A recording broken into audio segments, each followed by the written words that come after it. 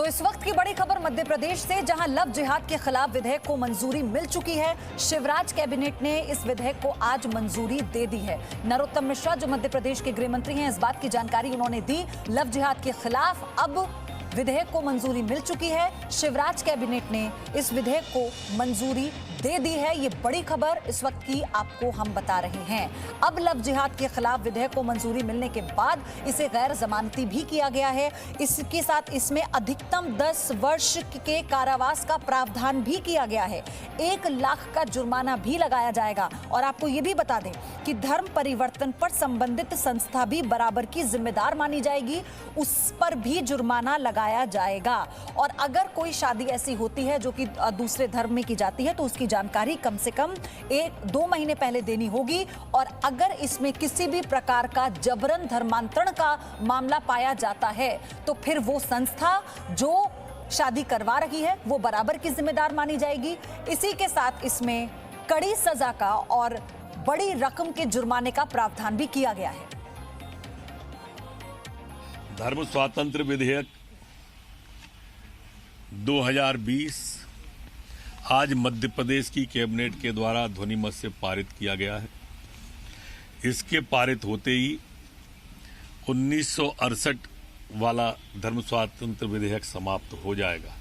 अपना धर्म छुपाकर अधिनियम का उल्लंघन किए जाने पर 3 वर्ष से 10 वर्ष के कारावास, अर्थदंड कम से कम 50,000 का प्रावधान इसमें किया गया है।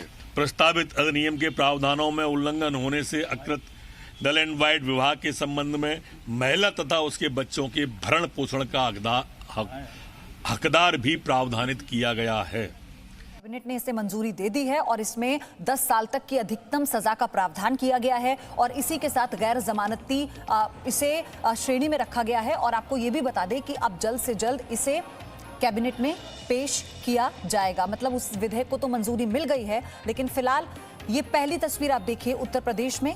योगी ने जब ये स्ट्राइक की, इस उत्तर प्रदेश में योगी सरकार ने बड़ा फैसला लिया लव जिहाद के खिलाफ। और अब मध्य प्रदेश में शिवराज कैबिनेट ने भी इसे मंजूरी दे दी है। लेकिन आप इसे ऐसे समझिए कि मध्य प्रदेश में ये कहा जा रहा था कि जो उत्तर प्रदेश में इस कानून को लेकर, विधेयक को लेकर जो पहले ड्राफ्ट तैयार हुआ है, जिसके बिना पर इसे मंजूरी उत्तर प्रदेश की सरकार ने दी है, योगी कैबिनेट ने दी है, उसी का अध्ययन किया जाएगा और फिर ये जो नया विधेयक है इसे तैयार किया जाएगा मध्य प्रदेश में। तो इस पर हम आपको विस्तार से जानकारी देंगे। क्या ऐसा ही किया गया है और फिर इसमें क्या नई और प्रावधान हैं जिन्हें ऐड किया गया है। तो अभी पहले आप ये समझिए कि लव जिहाद है क्या। अपनी वास्तविक पहचान को छिपाना, यानी सीधे तौर पर धोखा देना, वास्तविक पहचान छिपाकर शादी करना, धर्म परिवर्तन के लिए दबाव बनाना, धर्म परिवर्तन नहीं करने पर मारपीट करना। देश में कई ऐसे मामले सामने आ चुके हैं जिसको लेकर अब अधिकतर राज्य लव जिहाद के खिलाफ सख्त कानून लाने की तैयारी कर रहे हैं। आपको यह भी बता दें, हिमाचल प्रदेश में भी इसे लेकर पूरी तैयारी हो चुकी है, हरियाणा में भी इसे लेकर ड्राफ्ट तैयार किया जा रहा है। और इसी के साथ कर्नाटक सरकार ने भी ये साफ कह दिया है कि वो भी लव जिहाद के खिलाफ कानून लाएगी और जल्द से जल्द लाएगी। इसका सिलसिला शुरू हुआ उत्तर प्रदेश से और अब मध्य प्रदेश में इस विधेयक को मंजूरी मिल गई है। लव जिहाद के कुछ खतरनाक पहलू आपको बताते हैं। नाम बदलकर और झूठ बोलकर शादी करना, सबसे ज्यादा मामले इसी तरह के सामने आए हैं। जबरदस्ती धर्म परिवर्तन करवाना, और आपको याद होगा कि कैसे महिलाओं पर इसे लेकर अत्याचार किया गया, शादी के बाद मारपीट और हत्या तक कर देने के मामले आए हैं लव जिहाद के। ये वो खतरनाक तस्वीर, वो खतरनाक पहलू हम लव जिहाद का आपको बता रहे हैं। ये आपको आगाह करेगा, आपको बताएगा एक से ज्यादा शादी कर लेना क्या इस कानून में प्रावधान किए गए हैं और ये क्यों जरूरी है। ये पहलू उसी को बताते हैं। शादी के बाद लड़की को आतंकी बनाना, बाकायदा ट्रेनिंग पर भेजना जिस बारे में लड़की को जानकारी तक नहीं होती, ISI में हिंदू लड़कियों को भर्ती कराना लव जिहाद का एक हिस्सा रहा है। इसको लेकर कई बार खुफिया एजेंसियों ने भी बड़े खुलासे किए हैं। शादी के कुछ समय बाद तलाक दे देना, और आपको ये भी बता दें लव जिहाद के बाद लड़कियां 3 तलाक का शिकार भी हुई हैं, क्योंकि ऐसा हुआ है कि पहले जबरन उनका धर्मांतरण कराया गया, धोखा देकर भी शादी की गई और फिर विदेश जाकर जो युवक है वो वापस नहीं आया, फोन पर तलाक दिया गया, व्हाट्सएप के जरिए तलाक दिया गया। तो आप सोचिए, केंद्र सरकार ने पहले 3 तलाक की कुप्रथा को खत्म किया और अब हर राज्य के स्तर पर अधिकतर राज्य इसका समर्थन करते हैं कि लव जिहाद के खिलाफ सख्त कानून आना चाहिए।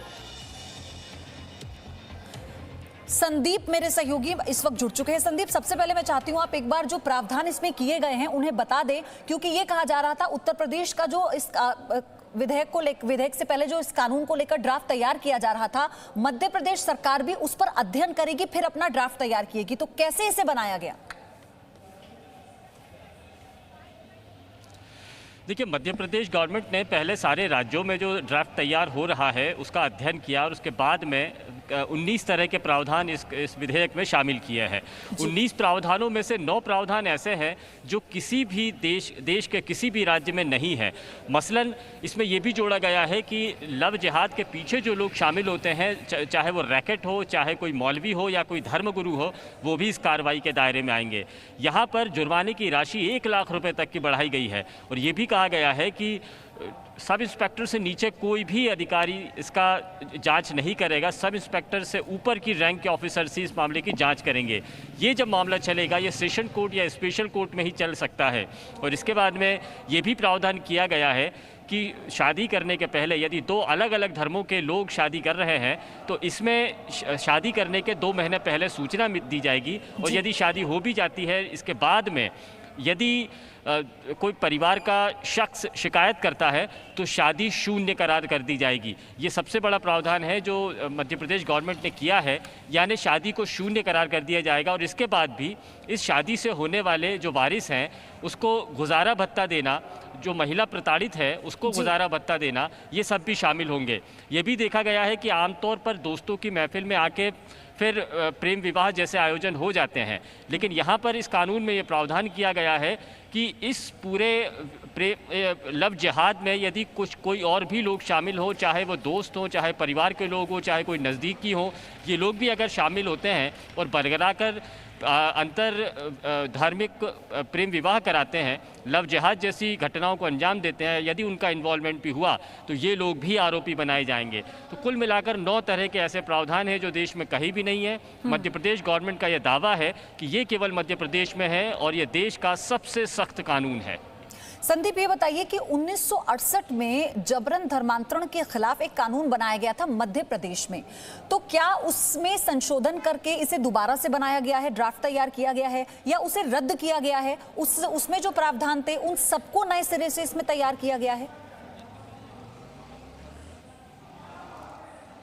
देखिए, मौजूदा जो कानून है वो 2020 का कहलाएगा और इस कानून के पालन होने के बाद में 1968 के कानून ख़त्म हो जाएगा। जैसे ही ये कानून लागू होगा पुराना कानून ख़त्म हो जाएगा। जो पुराना कानून था 1968 का, उसमें ये इस तरह की इजाज़त नहीं दी गई थी कि परिवार का कोई शख्स भी अगर आपत्ति जाहिर करता है, पुलिस में शिकायत करता है तो इस कानून के दायरे में आएगा, लेकिन यहाँ पर वो दायरा बढ़ा दिया गया है, परिवार के शख्स को भी शामिल किया गया है। इसी तरह से जो लोग लव जिहाद या प्रेम विवाह के पीछे शामिल होते हैं, यानी कोई मित्र, कोई दोस्त हो, कोई फ्रेंड हो, कोई नज़दीकी शख्स हो या कोई परिवार का कोई नज़दीकी लोग भी अगर इसमें शामिल होकर लव जिहाद करवाते हैं या फिर प्रेम विवाह कराते हैं तो वो सारे लोग भी आरोपी बनाए जाएंगे। इस तरह का प्रावधान 1968 के कानून में नहीं थे। जब ये कानून लागू हो जाएगा तो 1968 का कानून स्वतः ही समाप्त हो जाएगा। ऐसा प्रावधान इस कानून में। धन्यवाद आपका संदीप, इस सारी जानकारी डिटेल में हमारे दर्शकों को बताने के लिए। तो पहले योगी सरकार ने स्ट्राइक की और अब शिवराज सरकार ने ये बड़ा फैसला लिया है। Presenting V News app available on Google Play and App Store. Download it now.